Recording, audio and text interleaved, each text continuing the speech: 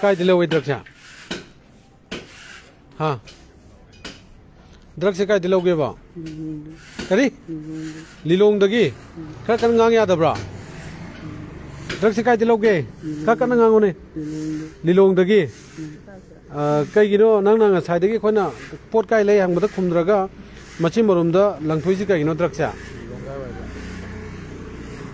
Ha, lilong ka wai da nang drug lo lai cha. Ha.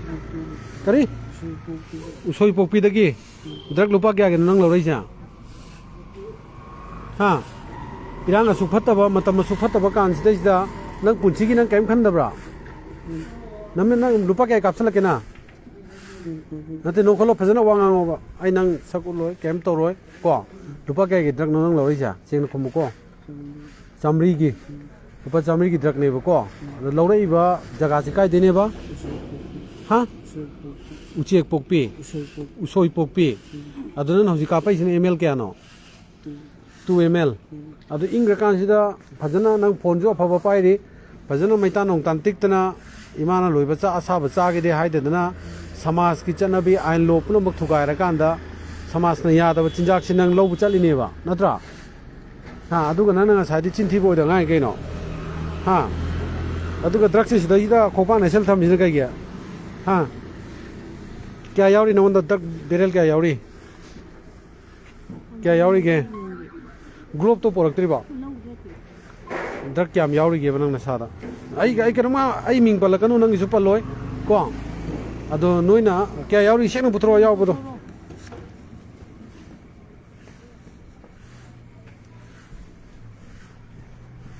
Putro tanu putro.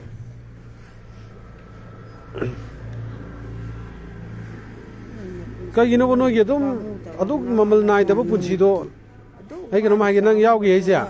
Berel kya pore ada ge dak berel kya pore ke ba sugum se kya pore ke ba sugum se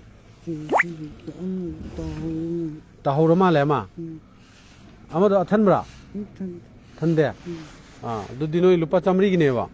ado noi na kai no ba sida sida sugwara matam sida ai khoi na kadai da kari soi gi da ge ai khoi to khro ne noi gi halaman na noi je ka de kari soi gi da ge na yam kan honari ngai sida noi na sumaina mugdrak lo bu chali ba lilong usoi pokpi have na tro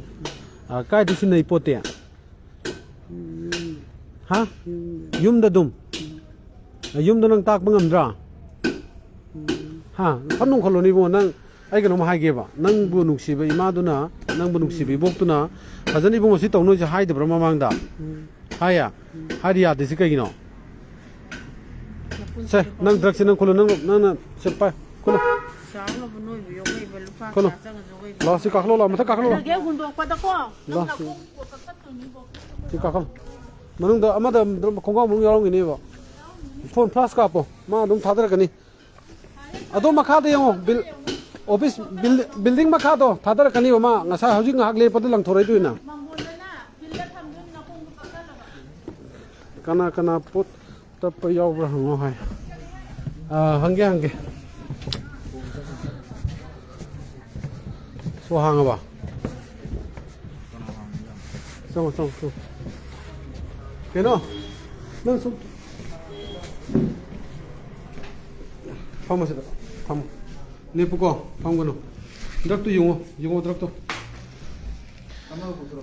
drak to nang ye tu pi do lo tu pi do thamo ai nang na sa gu loi naming pal loi ko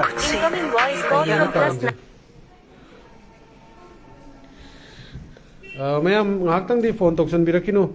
tasengna syringe ala syringe potro ngak ta syringe hapchala mene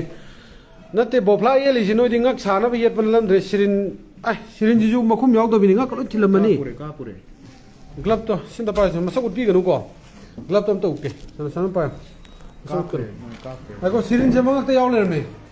nang kai kai yaw li senu potro go ai kan ten ai kan mai ge sinang pura danger ni hai nang ta pa ru do jege to lo so jege lo yo ne jege to do nang ai di nang ing bagi bofla ya li bai ni ure du di drug ka pagi nang drug do na bagi syringe to ngak to lot pani ni ba na ko ming ban no to si upo to ga ti to pa di pa ko ne ni lai ba mo no noi phana ba hona ba da akhoi da tingi ba paisa se ama su puthora ba ani sura ba ama du se to Amor check tore loi na ino check tore ke me ko kana kana ri drug tapi na wanda mami matha pa lakano ani nga thaina wanda gyan ta na hai ko ado hai bu khorong na ilai nate ado nang kai kai de yauri atai puthro yaw de 이 kaino asi puthoro yauri himno loi puthoro jurum ne jurum su win natra po puthro loi puthoro check tore yaur ma de ro ba nang dai puthro seno puthro ben yaw de bel de lo to ado nang drug se lilong su pi da lei se kan tai mi maming do boy di ira pi ngamdra anoi na lamhang da ingra ba kan si da drug to kapsal lo overdose lo chalaga lamhang da taro kana wani police wa di natro ha masa khang da mi na masa mi ma hala me hundo me kamai to no ta khang da bi da nang wa min na dui ne ba natra asi kana silin no nang silin tro isa ji ju doctor di na tam ni glow bu ji hai tre na na no doctor hen bi re ha ko mo ko ti thwe ko mo ko ti thwe mo ko se na sirin sil thin jal le masana manga ka do plus ka po thin breu nang bu ngau ra ni wo asi pusi la to ngaksam sida bofla mak sida ida drug shop chali sirin shop chali noi toi se ha noi ne toi masa ga paran ana ko ko tai kai da ka pe lep ta ka pra ta ka pra sini ma'am tôi je cha sing section biu seng na hoi nisha je sin da bi kan te loi sin nei to bu do bu yeng ho ji to mi seng aksam da sigi sirin sima yarom me aduga drug baila ni sim sum phange aduna suk phatta ba thabak se asi to ru ba ko ji ju niyom la na thabak to wi adiri ke hani phone do hana check to hai phone chu le se phone je password log tho free normal ta halo atai kem ta mai privacy ke kam ta hang no yale aduna asi hoji to ji ingak pa matam sida sida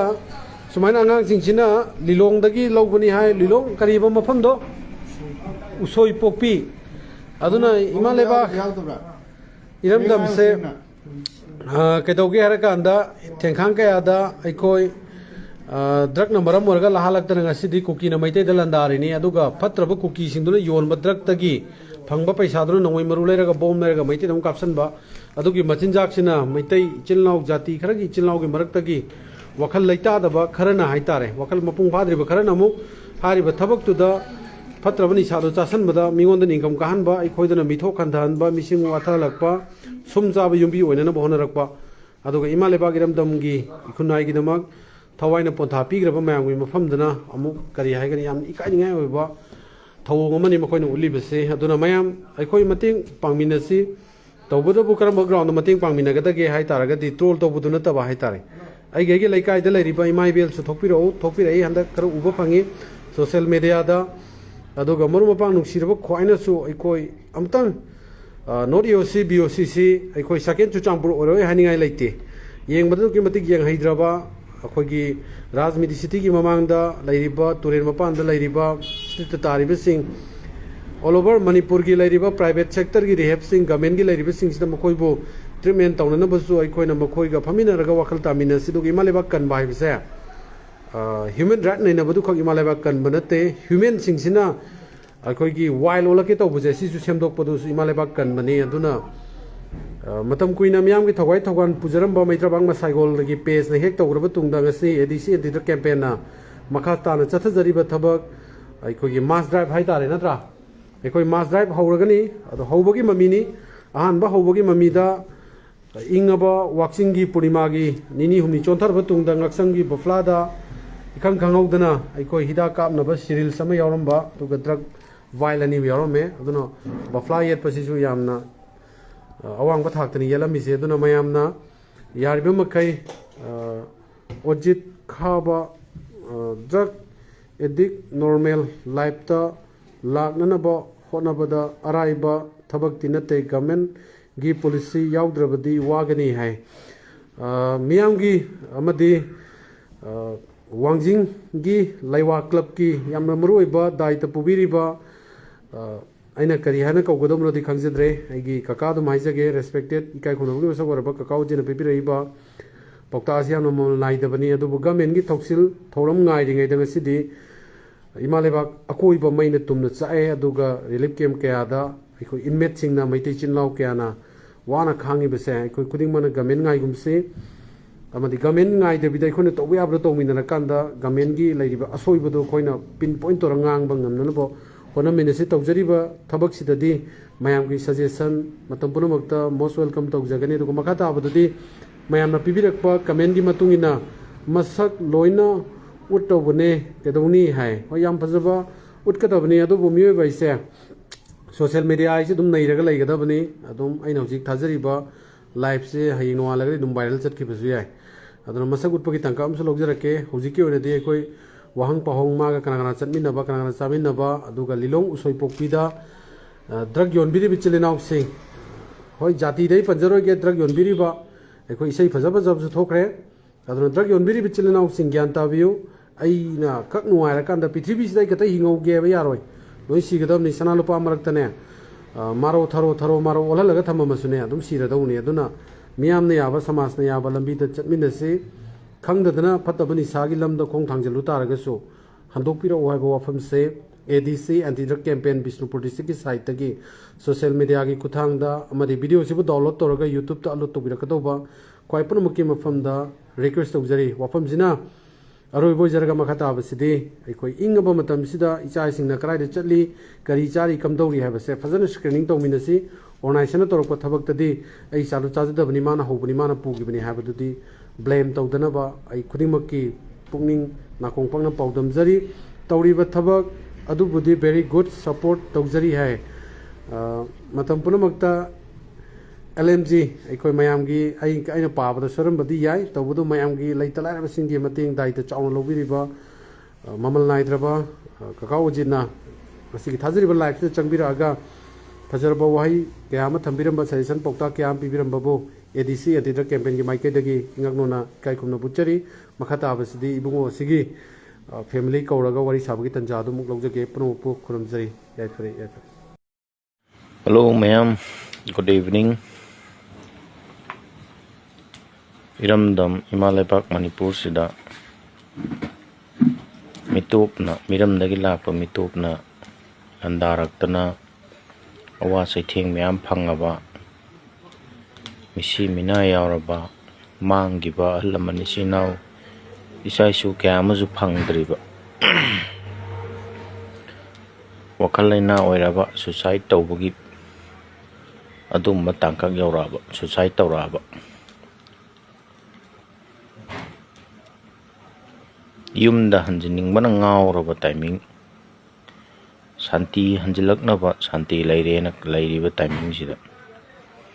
saiton da bom amuk kapsile mi asokpa ni yaugre saiton kumbidom da laibai mai ben singa digdi manipur hum da laibai mai ben singa yaning da bo kholau tawdna governor unanaba aduda unanaba unaraga wari sananaba nuaitaba khongdoktana sauningba kayama lauringi timing sida Emaleibaki seba taurimi ifrup ki seba taurimi social worker ni aduni dani aina thoglaga governor unagadra chief secretary unagadra security advisor unagadra concern authority unaraga hairiba thogdoktugi matangda thijinaba khotnaba adi central ngakta taksinnaba haige di leitraga Venezuela gi president phagi bagi meeting ka taw wakat me pham ka taw na masidai jida press meet ka taw thokpado noigum basina Emaleibaki sita leibasidan ko ekhoji mang da sangsin ba yadris kumbi da bom tawdana saiton gi da torokpai da noi governor unoba chief secretary unoba security advisor unoba concerned authority unarga noi takngoba hayoba si yaning de khoning de ngamoy de bo di sapi khro hauja kyarak suresh main tawrise noi ngasi bu karam action locally kolina hayoba adu de haidraga Venezuela gi president phagre adu gi nungai ta phongdoi thadok piu kaina aduna di Emaleibaki kai dian